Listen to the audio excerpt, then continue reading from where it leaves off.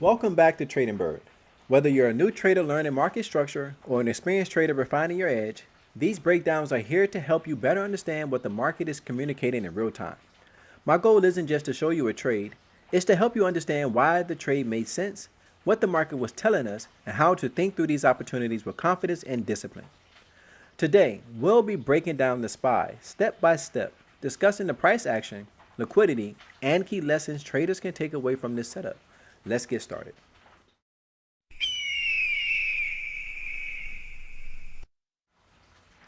Before we get into the trade itself, let's establish context. At this point, I wasn't looking for a trade. I was simply allowing the market to tell its story and reveal where liquidity was likely resting. So I'm looking at key levels. I noticed that the market has set a key level right here, and I would actually put that above that level. And we have a key level sitting right here. All right. Now, I understand that the market has been pushing up for 10 straight weeks without a pullback. So this market may be in overextended ranges, right? And that a pullback is likely. But before I just go short, I need to establish where is my entry? Is the market presenting me a short opportunity? If I just jumped in a short position, I will be trading on hope and gambling. That's not what we do as professional traders. We allow the market to tell its story, and we just ride out the market wherever the entry allows us to go in, and we get out of the market without looking for anything other than being successful, being profitable. So now let's move down to the daily chart. So as I go down to the daily chart, I established that there is another structure hidden within my weekly time frame, and there I see sell side sitting there and buy side sitting up here. If this market were to push higher, I wouldn't just jump in saying, oh, we're going up to new highs. I will be waiting for a fair value gap to either push through this level, come back down, and then take it higher. But notice, I'm not just going to jump in on that. What I want to see, because I established that this market may be in overextended ranges, I want to see this market begin to, what I'm anticipating is a liquidity sweep higher, and then the market were to push down below and take out sell side liquidity, and maybe even give us some internal liquidity so we can use it to fuel this way back to this level down here. Now let's see how this plays out. So when I get down even closer, because as a day trader, intraday trader, I really want to pay attention to my 4-hour chart. The 4-hour chart is my friend because I can establish better levels, take profit levels. Notice I have liquidity sitting right here, so I have another sell side liquidity sitting right there. I have sell side liquidity sitting right there. I have another level of support sitting here where there's a pool of liquidity sitting right there. I also have a rising window, a rising gap, which the market tends to gravitate into. And I also have liquidity sitting right down here where the market bounced before. And I have another set of liquidity down there. But I believe if we can get through this level, we're probably going to test this level out here. But I'm still going to look to take profit at these levels here as well. All right, let's see how this plays out. So we have established that this is buy side liquidity. And we have established that this is sell side liquidity. Now, what's take place here? We get a liquidity sweep. Notice there's a small little area above this bar where the market swept out the buy side, and it began to move back into the range without setting a fair value gap or anything for us to utilize to push this market to new highs.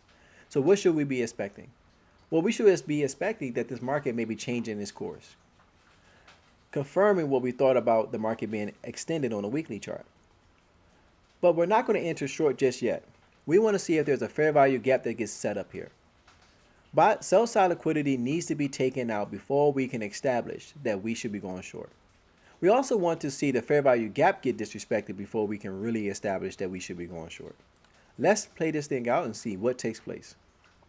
So we get a nice pull, push lower. We get a fair value gap get set up. And this is the fair value gap that we really want to try to target, because we just got sell side liquidity taken out. We also have our fair value gap be used and mitigated. So now that has been weakened. So we'll see what takes place here. We want to see the market utilize the fair value gap that has been mitigated to push us back into our entry level. Now, there were two fair value gaps set up there. The first fair value gap you see was taken out. It also had a B grade. Why was that fair value gap not respected? Because if we can see that the 3-bar sequence, our displacement bar is weak. We really want to see a larger displacement bar. That is a key for our fair value gaps because not all fair value gaps are created equal. We also want to see that fair value gap have more institutional participation. This tells me that the most of the participants here were retail traders. We don't want to participate when just retail traders are there. Retail traders do not have the power to move the market the way we want it to move outside of the GameStop, right? But we want to see institutional involvement. That's why we get this large candle. Retail traders and institutions are trading at this level. So we know we're going to have a lot of liquidity here. Now, I like to take a fair value gap in the middle of the fair value gap. This minimizes my risk. I also like to get it towards the top of it if I'm going short. This also minimizes my risk. I'm not getting out of my trade if I enter and take this fair value gap unless it closes above the fair value gap and is a decisive close. Because sometimes it can wick and then come back down. So I really want to wait and not just take it at the middle because it minimizes the risk like I said. Sometimes we get large fair value gaps. Well, on a $700, over a $700 stock, a $2 fair value gap is really quite small. So now let's take a look at the trade and see how it transpires. Now, I'm not going to enter into the trade using a 4-hour window. I'm using my 4-hour fair value gap. And the cool thing is, I like to utilize my tools that I've created here. This fair value gap, I can lock it in. I can be able to go down into a 15-minute window or even a 5-minute window to enter into the trade. Notice I also got a fair value gap that's set up here on the 4-hour chart as well, but I'm not too concerned about this one because of the position of it. Yes, it has a nice displacement bar, but below buy side liquidity and sell side liquidity is not that powerful. So if I move down to the 15-minute chart and the 5-minute charts, we'll see that we have a really nice entry level right above the mid level, as well as all the way up to the top of this level, showing us that this fair value gap has been respected. Now, as an intraday trader or day trader, you really want to try to get in and get out on the same day. But on the 4-hour chart, there's also opportunity for us to take some trades and turn them into swing trades if the opportunity presents itself. And that's what we got here. On the very next day, we got a nice push below. We disrespected that fair value gap, and we hit all of our take profit levels. Now, going from 757 to 737 is a wonderful trade. But if you're an option trader, you don't need to see the entire move. You're not trying to eat the whole pie. You just want to get a couple of slices. Consistency is key in this profession. If you can turn a $250 trade and do the same exact thing with a $500 trade and do the same thing with a $750 trade and do the same thing with a $1,000 entry trade, you will be able to build your portfolio and build your account exponentially.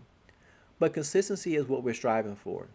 We're not looking to go up to the plate and hit a home run every single time, but when the opportunity presents itself like it did here, we should be ready and we should have context to be to why we are swinging for the fences. But the key things I want you guys to all take away from this lesson is that many traders focus on entry itself, but the reality is most successful trades are determined before the entry ever occurs. We established context before we even thought about going short. We identified that this market was overextended. We waited for the setup. We waited for buy side liquidity to be swept. We waited for sell side liquidity to be swept. We waited for the fair value gap below it to be mitigated. And we waited for our best fair value gap entry. The entry is simply the final step in a larger story that the market has already been telling. If you can learn to recognize the liquidity, structure, and displacement leading into the setup, you'll begin seeing opportunities with much greater clarity. I hope this breakdown helped you better understand how I approach liquidity, market structure, and fair value gaps within the TradingByrd framework. If you found value in today's lesson, consider subscribing so you don't miss future market breakdowns.